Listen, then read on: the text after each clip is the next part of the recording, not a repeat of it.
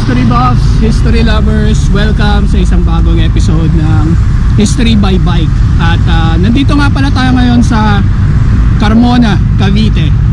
So ako nga pala, congratulate ulit natin yung mga taga Carmona, since sila na yung pinakabagong city ngayon sa Cavite.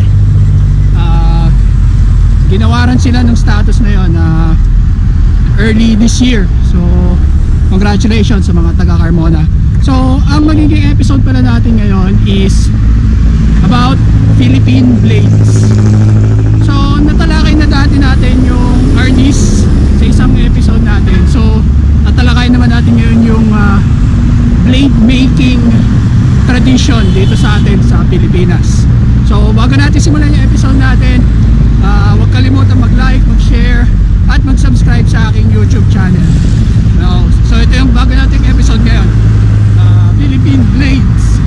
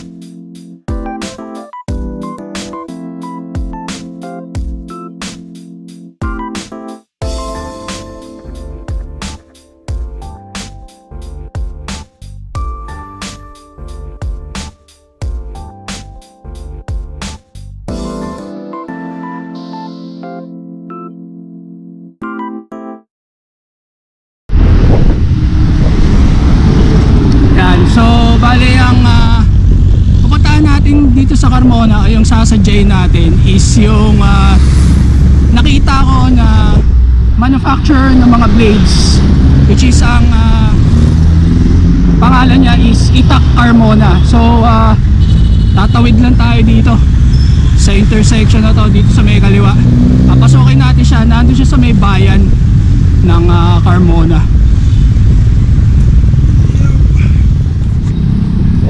Yeah, so bale, double check ko lang din siya sa Google Maps para hindi ako maligaw. Hindi rin ako masyadong familiar dito sa part na to ng Carmona. Pero ayan, base kay Google Maps, mga ilang hundreds of meters na lang tayo. Okay. So hopefully ayun, may mabili tayo na magugustuhan natin na sundang para magamit natin sa mga bikepacking trips na gagawin natin, since susungin natin yung mga kagubatan dyan. Yan. So tingin ko malapit-lapit na tayo, mga isang liko pa sa kaliwa nandun na tayo, based dito kay Google Maps. So para nakita ko rin wala pang review din yung shop nila. So hopefully pagkatapos natin makapunta sa kanila, magawan din natin sila ng review at ilalagay natin sa Google Maps. Ayan. Okay, nandito daw banda sa may kanan eh. Check na lang natin. Itak Carmona. Ayun. Mga ito na siya, Pandayan. So yan yung Tagalog word ng blacksmith. San Jose Street, Barangay 3, Carmona, Cavite. So ito yung sample nila.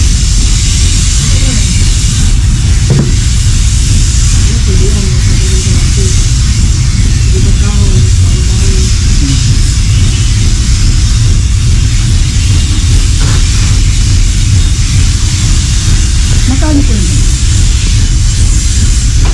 Magkano po yun ganito?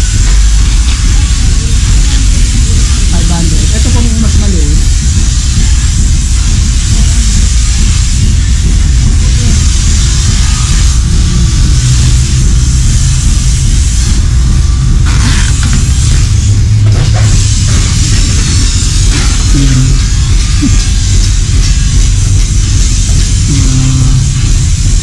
agriculture. Ayan.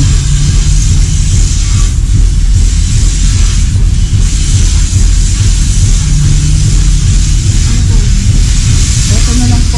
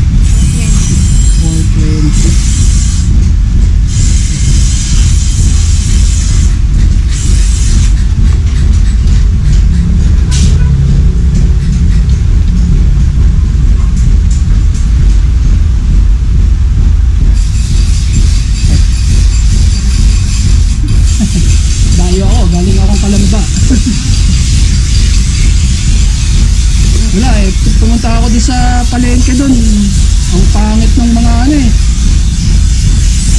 Pangit ng mga nakita ko ng ano dun. Mga itak. Tingin-tingin ako sa Facebook kagabi. Ito nakita ko. Sabi ko sakto, yung bayaw ko taga ganyan. Yun lang, kamay kabilang yun lang yung tayo.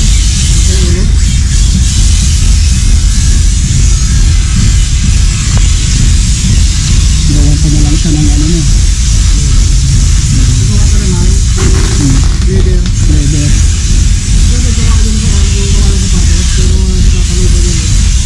Pwede mo pa kaya.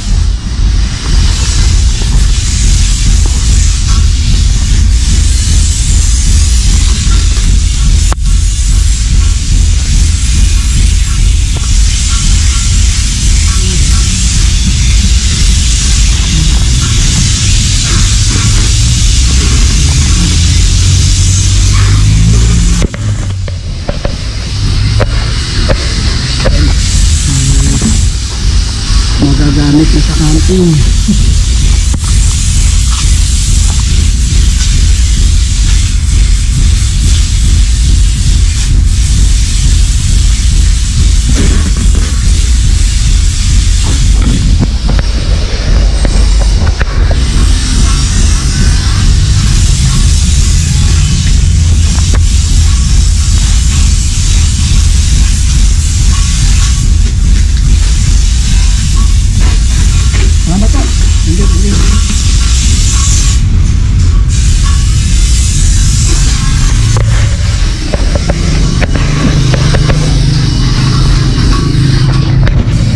Yun, so nakakuha din tayo ng blade magagamit natin ito pang camping. So wala nga lang siyang scabbard, so papagawa na lang tayo or pwede nating pagawa kay Aaron since meron siyang mga leather. Pagawa tayo. So yun, success yung mission natin. Meron na tayong bladed weapon. Yan, so kung kailangan yung bumili ng mga agricultural tools at mga implements, so puntahan nyo lang sila SK Metal Craft Pantayan, or yung makikita nyo sa Google Maps is Itak Carmona. So meron din silang Facebook page, so puntahan nyo lang yun. Ito sa Google Maps tama yung location nya, sinundan lang din natin yung kanina. So eto, so subukan natin siyang gawan din ng review para makita rin yung products nila.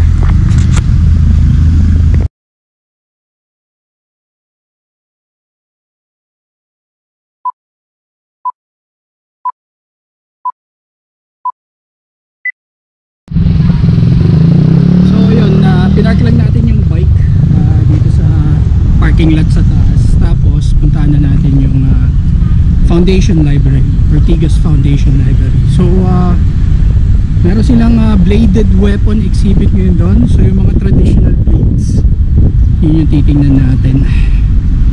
Well, free nga pala ang entrance sa Ortigas Foundation Library. So, yan. Yan yung mga freebies na makikita doon. Yan. So, kung gusto nyo nga pala magpunta dito, ayan. Nasa taas siya ng Unimart. Ito yung Unimart. Mag-elevator tayo mamaya doon. Akit lang tayo. Parang second floor. Yan.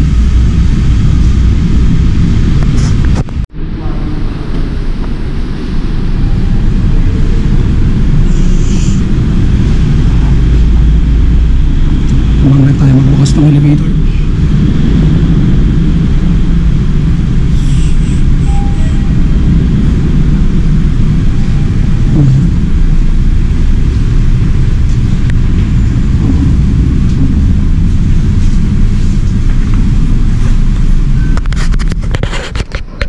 So, lapit na tayo dun sa Foundation Library.